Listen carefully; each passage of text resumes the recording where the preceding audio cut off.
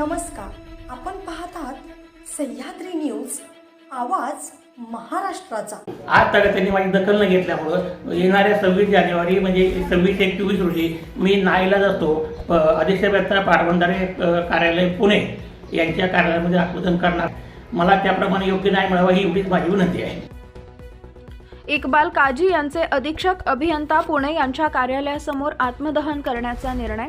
जलसंपदा विभागात 45 वर्ष प्रशिक्षण पूर्ण झालेल्या स्थापत्य अभियांत्रिकी पदावर समावेश करून त्या पदाच्या सर्व लाभापासून वंचित असणारे इक्बाल यासीन काजी यांनी जिल्हाधिकारी पुणे यांना नोटीस देऊन 26 जानेवारी ते 24 जानेवारी प्रजासत्ताक दिनाच्या दिवशी अधीक्षक अभियंता मंडळ कार्यालय पुणे यांच्या दालनासमोर आत्मदहन करणार असल्याचं सांगितलंय।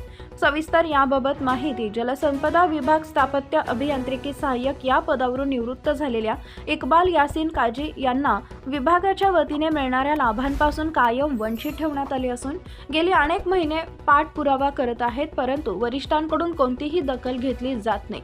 मी केलेल्या मागणीचा कसलाही विचार न करता जाणून बुजून मला उडवाउडवीची उत्तरे मिळत आहेत। या त्रासाला कंटाळून 26 जानेवारी 2024 रोजी प्रजासत्ताक दिनाच्या दिवशी अधीक्षक अभियंता मंडळ कार्यालय पुणे यांच्या दालनासमोर आत्मदहन करणार आहे।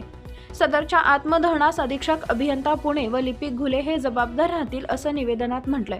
सदर निवेदनाच्या प्रती मुख्यमंत्री, महाराष्ट्र राज्य पोलीस आयुक्त पुणे, उपविभागीय अधिकारी पुणे, मुख्य अभियंता जलसंपदा विभाग, सिंचन भवन अधीक्षक अभियंता माळशिरसचे आमदार रामभाऊ सातपुते यांना देण्यात आल्यात। सह्याद्री न्यूज आवाज महाराष्ट्राचा विशेष प्रतिनिधी अनिल गिरीधर खंडागळे, माळशिरस, सोलापूर। माझं नाव इक्बाल यासीन काजी। मी पाटबंधारे जलसंपदा विभागातून सेवा 31/5/15ला सेवानिवृत्त झालेला आहे। सेवेत असताना माझी या खात्याकडून स्थापत्य अभियंता साहेब या पदाच्या प्रशिक्षणासाठी निवड झाली। त्यासाठी मला शिवाजीनगर इंजिनिअरिंग कॉलेजला त्यांनी प्रशिक्षणाला पाठवले। प्रशिक्षण पूर्ण केल्यानंतर वयवर्ती पंचायत माझे पूर्ण झाले होते। त्याचवेळी मी कार्यालयाकडे लिखित मागणी केली होती की मला स्थापत्य अभियंता साहित्य या पदाची अर्हताकारी सूट देऊन मला त्या पदावर नेमणूक द्यावी, परंतु वास्तविक पाहतात परिमंडळ कार्यालय आणि अधीक्षक कार्यालयाने माझं ट्रेनिंग झालेलं नाही या पदावर दफ्तर काढून या पदावर माझी नेमणूक केलं आणि ज्या पदाचं ट्रेनिंग माझं झालेलं आहे त्या पदावर माझी नेमणूक न करून माझ्या खूपच अन्याय केला आहे। म्हणजे ह्या दोन्ही पदाच्या वेतनश्रेणीमध्ये खूपच अंतर आहे। त्याच्यामुळे माझं आर्थिक आणि नुकसान तर झालं आहे, त्यामुळे पेन्शनही कमी मिळालेलं आहे। त्यानंतर सेवानिवृत्तीपर्यंत मी त्यांना दाद मागत बसलो, पण त्यांनी काही माझी दाद घेतली नाही। सेवानिवृत्तीनंतर मग मी शासनाच्या विरुद्ध कोर्टामध्ये केस दाखल केली। कोर्टामध्ये केस दाखल केल्यानंतर सुद्धा खात्याने कोर्टाला सखोटी माहिती दिली।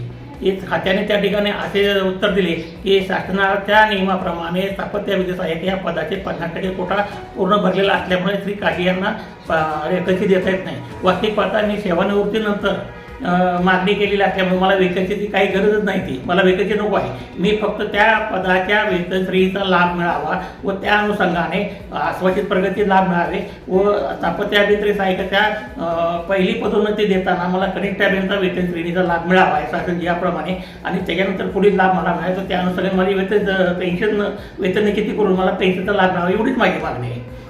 परंतु आज तक त्यांनी माझी दखल न घेतल्यामुळे येणाऱ्या 26 जानेवारी म्हणजे 26/1/24 रोजी मी नाईलाज असतो अधीक्षक व्यवस्था पाटबंधारे कार्यालय पुणे यांच्या कार्यालयामध्ये आत्मदहन करणार आहे असं लेखी निवेदन सादर केलेलं असून त्याच्या प्रती अधीक्षक अभियंता परिमंडळ कार्यालय, मुख्य अभियंता पोलीस आयुक्त पुणे व DYSP पुणे यांना सादर केलं। तसेच स्थानिक आमदार आमचे श्रीयुत राम सातपुते यांना देखील त्याची प्रत दिलेली आहे।